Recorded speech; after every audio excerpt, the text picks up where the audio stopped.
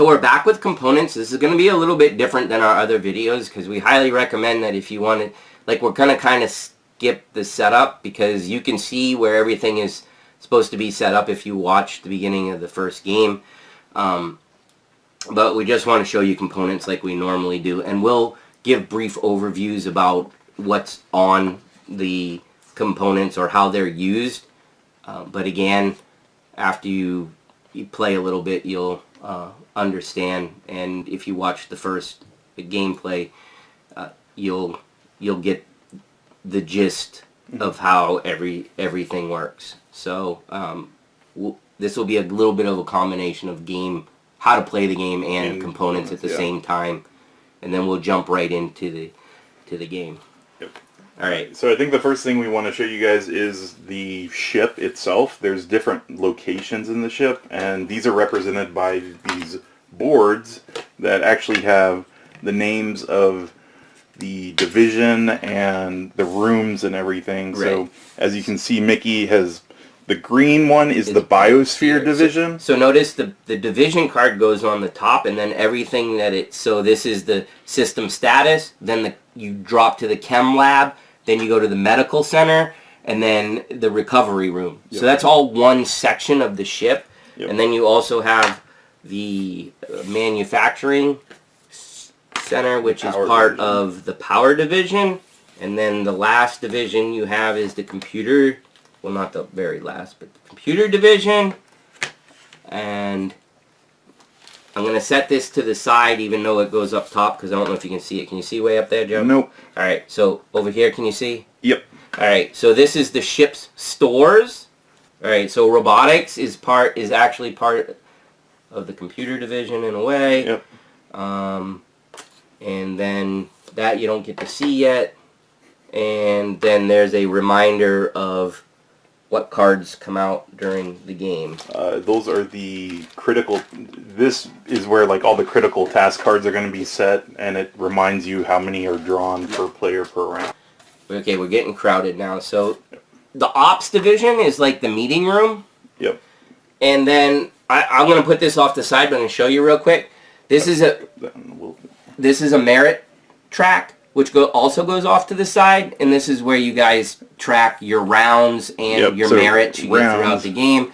And then these are situational, so there's a tracker that starts on 0. It'll move up and down based on things that happen in the game, and will trigger effects based on where they are on the track throughout the game. So I'm going to take that away right now while we talk about the rest of the stuff. We should probably show player boards? Yep, the player boards are next. Player boards, I'm going to set right over here for a little bit.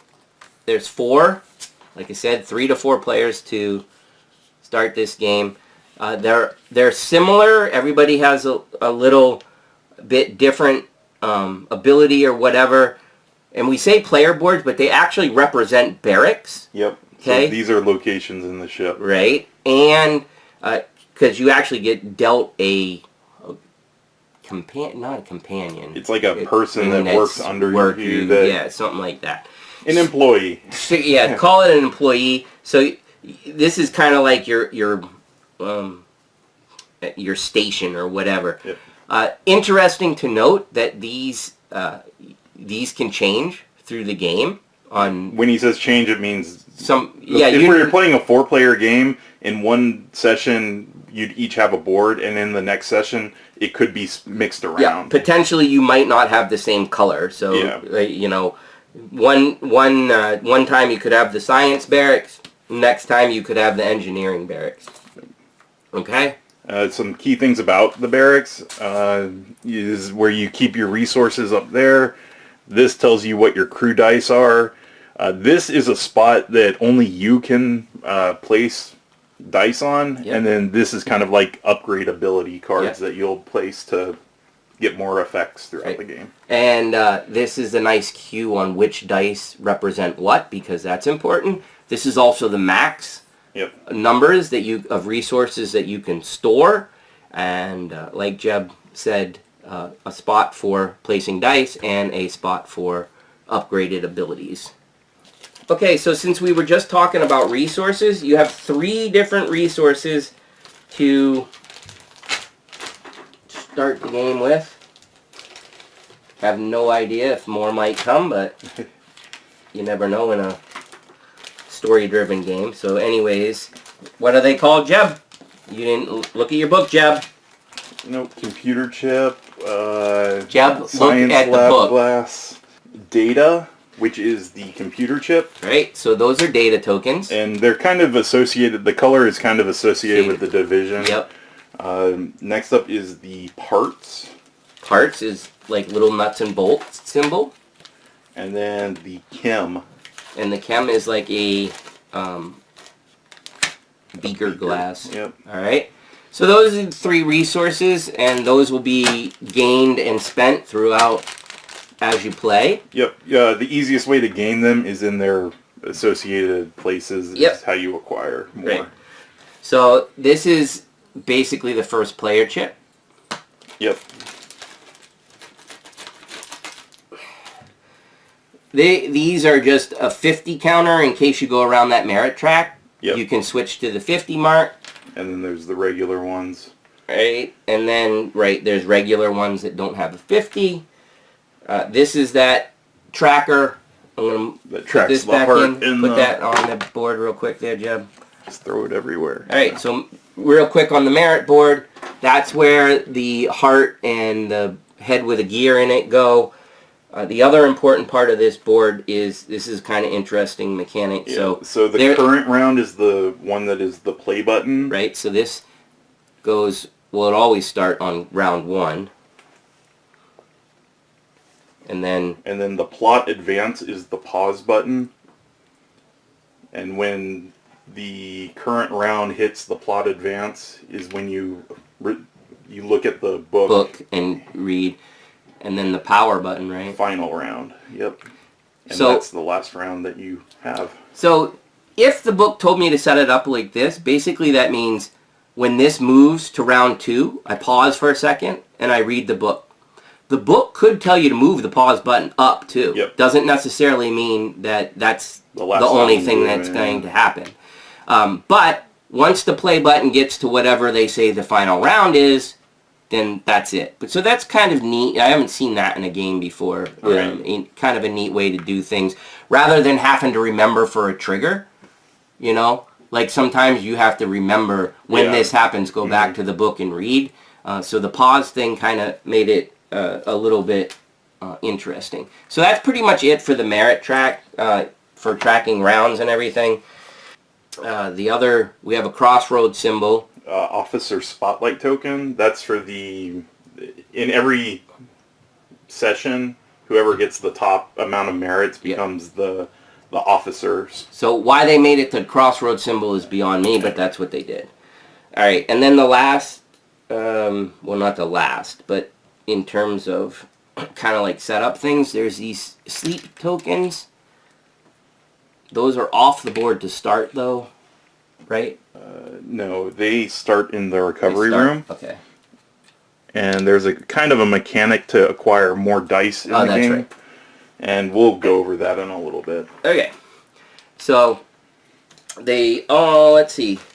There are... Success markers are the check marks. Yep. So we have success markers that the game will tell you when you need them. Yep, and then they also go on the system status, right? Yeah, each system status gets one of these and goes down, but this is also used for different mechanics that tell you to get a certain amount of successes on something. The purple ones are disabled markers.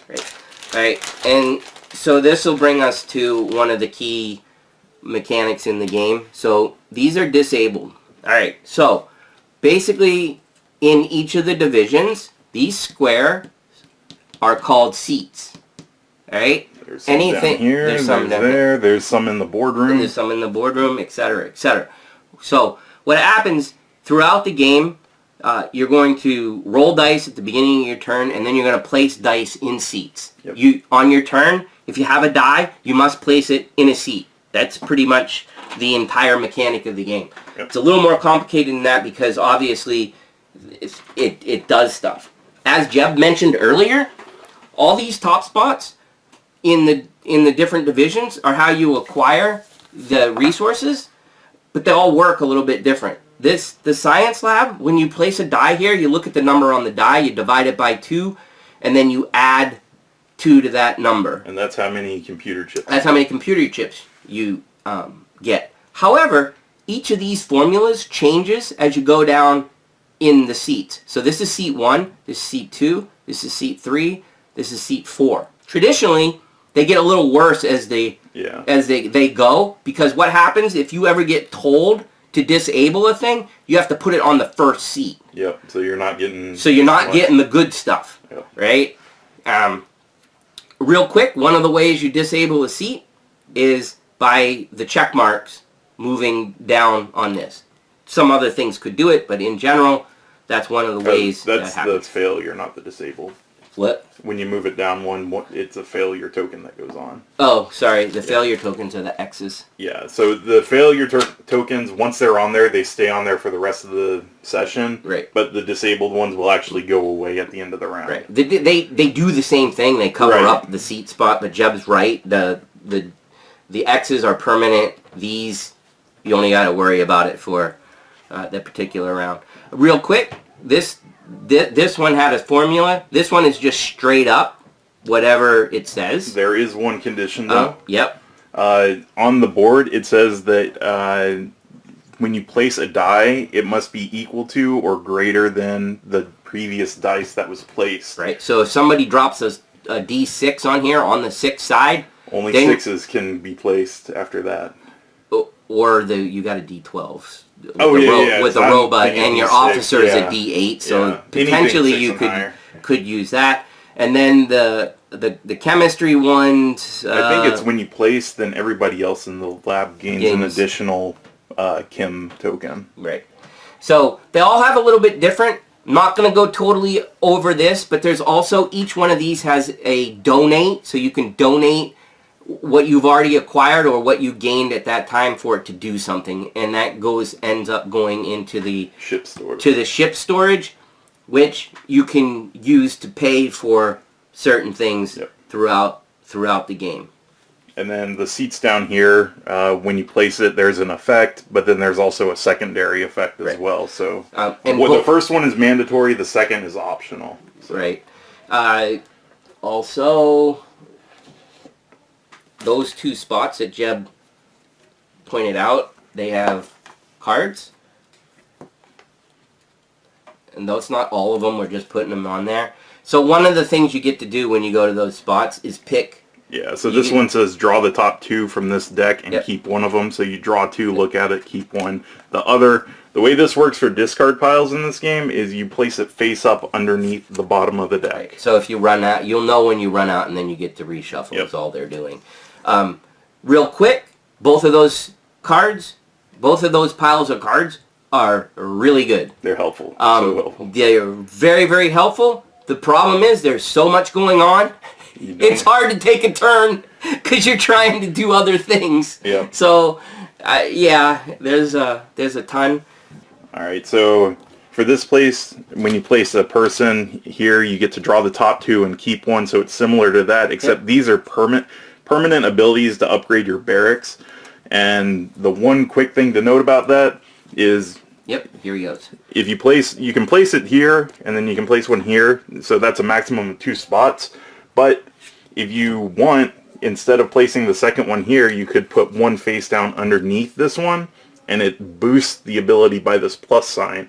So you can actually have a face up and a face down in both of these spots. Right. So that's one of the key points to remember with those cards. Right, and the other key point to remember about you can rearrange those cards anytime you get a new one. Right. And I think there's another at the beginning of your turn or something like that when you can rearrange. Anyways, the point is, I know for a fact that anytime you get one, you can rearrange, and I believe there is one part during your turn where you're allowed to take a second and rearrange. I think it's at the beginning. What else do we got? The medical center is when you place a die here. The start of the game, there's some I think for each color, there's 2 D6s set to the side, which represent workers that are in cryostasis or whatever. So we're going to take out an entire set because we haven't showed you guys this yet. Here is one set of die. The purple is slightly different. We'll talk about that in a minute. That's what you get for die. Start the game. I got one more coming, Jim. So the D6s are just normal workers, colonists. Yep.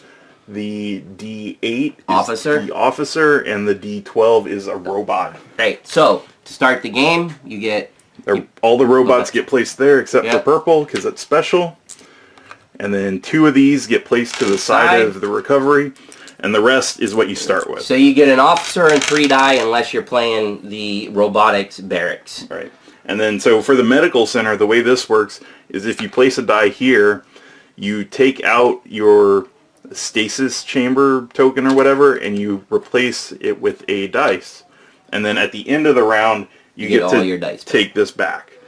What's very interesting is to get that other die, you have to place a die, put the sleep thing back, and then place, place another die. Get another die in there that switches to do it. So it's very, very hard to get both your extra die.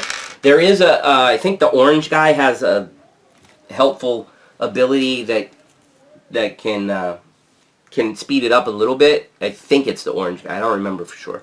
It might be green since it might be green. Yeah.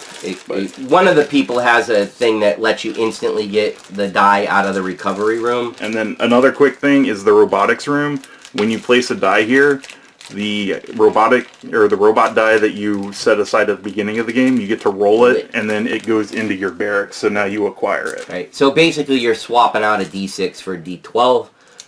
We mentioned real quick the purple. So the purple also puts 2 aside for the sleep chamber, but it starts with 1 less colonist, but it gets its robot instantly, and it gets the robot every time you take dice back. Yep, so you never have to go to the robotics with purple.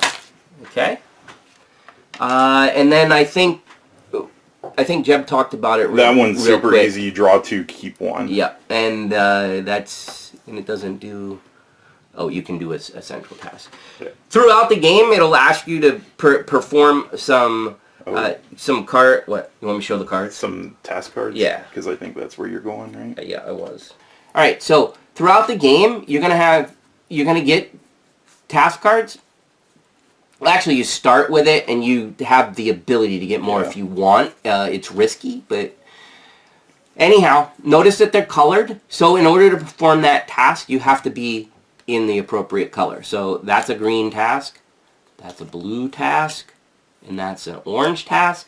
So in order to do that, so real quick, if you haven't figured it out, you have to spend those resources from your personal resources and be seated in one of these, not up here, has to be down here. Yeah, because this says when you place it, you draw 2, keep 1, but then the optional action is complete 1 data center task. So this is a data center task, and you spend those, and then get the effect. You get the effect, and you get the merits. Okay? Yep. If you notice, there's a bad thing over here, and that happens for every one of these in your hand you don't complete. At the end of the session. So they're good and bad. Yeah. And then a way to acquire these throughout the game, over in the operations division, there is where the deck of those sit. So when somebody places a die in the operations division, it sets off a meeting, and that lets all players place 1 die if they want into the room. And then based on how many people are in the meeting, a bunch of these are going to be drawn, and each person keeps 1, passes it, and then they keep doing that until everybody has 1, and then afterwards it goes around again, but it's optional to take the second one. Right. So if you're in a meeting, you are getting a new 1. task. Yep. At least 1. And then the second task that comes around is optional. I don't know if there's more than 2 that can happen. That's the way that works. The only other key to remember is the first person that places goes into the I guess, leader meeting. Oh, they get the... You instantly take the first person if you don't already have it. If you already have it, then you just keep it. The only other important thing to remember is robots can't go into the meeting. What is this room? Right. They can't make decisions. Yep. They can do tasks for you, but they can't make decisions. All right. So speaking of tasks, there is the critical task area where the critical task deck is placed. Right, and those are hose this thing. And then every round, I think towards the beginning of the round, the critical tasks are going to come out, and that is what your objective is to complete for that round. So say if there's only 2 critical tasks that came out right now, you can see that they are associated with a certain division, and then there is some information on them on how to complete them. So the first thing is this number up here is how many resources it takes to attempt to complete it. Right, and anybody that helps with that task can use their own personal resources, or you can use them out of the ship's storage. Yep.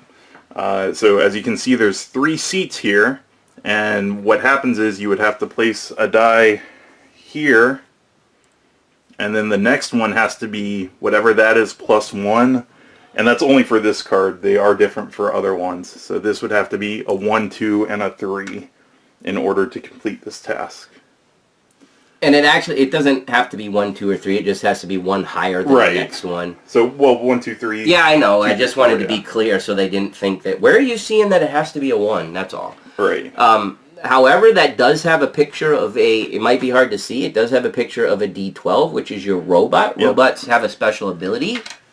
That if I have a robot that was a 3, I could put it there and split the values how I want. Yep. So I could split the 3 into a 1 and then a 2. And then he meets the requirement for the last one with not having. You'll notice down here that this one also has the robot, but it has a different operating symbol at the end. So this one is this plus this has to be less than whatever this die is to complete that. So there's neat little twist to the way that those work. So they're not all 3 seats. Some of them actually are 2, but yeah. Obviously the more seats, the harder it is to do. Yep. And then once you succeed the task, everybody who participated gets that many merits. And then at the end of the round, you are going to check to see if there's any that failed. Like if nobody completed this one, then what would happen is the computer system goes down 2. So at the start of the game, there's a check mark here. It would move down 2 because you failed that task. Because you failed it. Speaking of participation, on your turn, you can decide to do one of these things, and this is important. You can ask if anybody can help you do it, because once you start this, you have to complete the whole thing. Yeah, it's not like you can. It's not like on Jeb's turn he can put down the 3, and then the person that's 2 turns later can come and complete it. He has to ask for the help right then and there, and it has to be. You have to complete the whole thing. So there's no, like later on in the round, if you had a chance to manipulate your die or whatever, it's not going to help. You have to do it immediately, fill up all the seats, okay?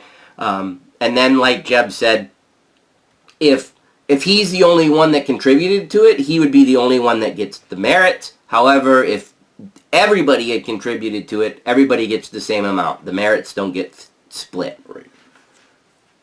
Hopefully that made sense. It's not that hard. All right, what else we got, Jim? I think that's most of it. The only other things are like the cards that we haven't talked about. Like those are ones that you start with. Yep. So there are 4 different colored cards, which are kind of like a task for the specific barracks that you have. Yep. And each player starts with their associated There's no card. penalty if you don't get that one though, so they're kind of like a bonus. Yep. And then there's 2 other ones you get to start the game. You're going to get 1A, and you're going to get 1B card. They're randomized each session. They're randomized, and they also have a condition for you to get a star. Notice it's not a merit. It's actually it's an end game reward. Yep. So you get those to start the game. I'm not going to take them out of the bag. We have one that we didn't use. That's what as Jeb calls them, the employees look like. You do carry the same employee. You do carry the same crew throughout the game, even though, like we said, you could end up in different barracks, you do have the same crew member through the whole thing. The crossroad cards, we forgot about those. So having that person may have a condition on the crossroad cards. Yeah, and then it gives you a little backstory and something about that. The crossroad cards, it has a topper card so that you can't see what's coming up. And these are the front of the cards. The reason for that is because they're double-sided, because that has your choices. Yep. All right? So, again, like we explained in the intro, what happens is... the key is when a crew die is placed. No. An officer die is placed. That's what I meant. That's where I was going next. Word. I know. Okay, he was so excited that he remembered something, and then he totally remembered it wrong. I remembered it right. I said it wrong. Okay. Whatever, Jeb. I give up. All right, so give me an officer. All right. So anytime that somebody places their D8, doesn't matter where, if they place it. I placed it right there. Another player pulls the top card, then puts this back, looks up in this bold, and decides if it gets triggered. Yep. And it's pretty self-explanatory, I would say, for the most part. It's pretty clear on if you should read the rest of the card. If, here's a little bit different from Dead of Winter. If it doesn't go off, it just goes to the bottom, which that's the same. However, if it does go off, the card gets removed from the game. Yes. Which is very important and which is very different from Dead of Winter, because basically this game forces you to get hit with some stuff. Right. More cards end up getting put in as you go through it, but it is going to cycle through. And so if it's character specific, you are most likely going to get hit at some point in the game. Yep. I think last but not least is there's some starting cards. I'm not going to go over these are rules. Yeah, basically. it's pretty much things you're allowed to do during the scenario or some set up objectives. stuff. Right. Yeah. And these can change also. Like up here, just real quick, this says start. Yeah. So these are the ones we started with. Again, since they change and they can end up being different, I'm not going to go over all of these. It's in the rule book when you set up, and these are also relatively self-explanatory. And then the last kind of card is the tiny cards, which we talked about getting those stars from objectives. Yep. At the end of the scenario, you can spend your stars to buy these cards, and they're kind of like permanent effects that are that they're upgrades for your character. Yeah. So that's, and so basically the stars are basically kind of like an economy. Yep. All right. I don't know if you want to show them the crew sheet or whatever. I don't have ours, but here's a crew sheet. That's how you keep track of stuff during the game. Yep, you got officers, their names and their ranks. Over here is the episode. So we mentioned there's only 7 of them, so you write down who had the most merit and where the harder brain is. Over here is when you add cards, the crossroad cards, you write down what letters they are to keep track so you don't of it. forget, you pull them out at the end of the game, or end of the session, sorry. Yep. When, I believe it's when these things hit the last spot is when you start checking off these, so you like really screwed up and didn't save and then it's going to be permanently set up each time with bad things. Yep, and then a notes section. Right. And the ship name up top. And so here's some of the things you get to open throughout the game. Those are some bigger ones. There's some smaller envelopes too. We have opened a couple. The cards in the game are very well marked. They have they're marked with like A through whatever it is, H, and that's what Jeb's referring to here. When it tells you to pull stuff out, you write it down. Once you pull it out, you cross it off so you remembered that you already have that card pulled. And then there was one other thing I was going to talk about. Rulebook and the errata. All right. So I don't know if you want to mention the white dice that. Well, this comes too, but we don't know what it does yet. Yeah, they're white dice. So. There's your plot book. It's basically a choose your own adventure. as you go through. That happens. There's our. Oh, I just saw it real quick. I think it's with the. Yep, there is a handy. This is bookmark. this is our crew right now. No, Yeah. No, that's you all can't read censored. it all. I'm moving it so you can't see, but we've got the stuff filled out, right? It gives you an officer overview As that you can everybody see, it gets to read. says 0.0 in all these pages. It has the chapters and tells you where to go. This is actually very handy. So because when you at the end when you make a choice, like I said, this is kind of like a choose your own adventure. At the end of your session, it's going to tell you where to go, and so you don't have to write it down or whatever. You can just put your bookmark, and you're going to open up to where you need to be, and that's why we put that there too, so that we don't have to hunt for it. All right, so that's the plot book.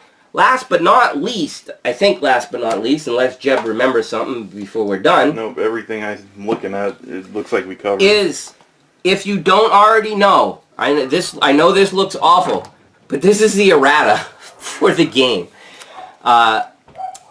And it's not as bad as it looks. You can see the pages are pretty short, but there is, like that, there's an entire page that just card pack B that you need to remember to look at. So anytime you open something new, or if something doesn't sound quite right, just glance down here and you'll see if there's an errata for it.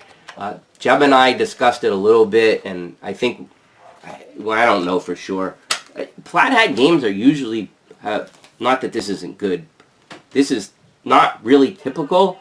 Personally, we think that this might have got shoved out the door a little early, like maybe because they got purchased by Asmodee, that Asmodee was like, shove that thing out the door. Right. Or they just did a bad job playtesting and proofreading and stuff. I don't know. I'd like to believe it was a little bit of the latter, not that I have anything against the company, but it's like, it's not typical to have this kind of errata on Plaid Hat games.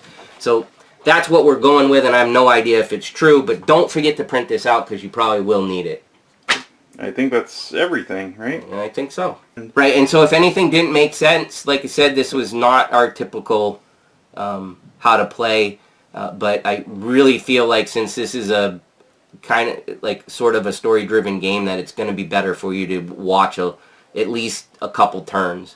And if you don't want to know the story, obviously don't watch the whole episode. All right. We'll see you in the series.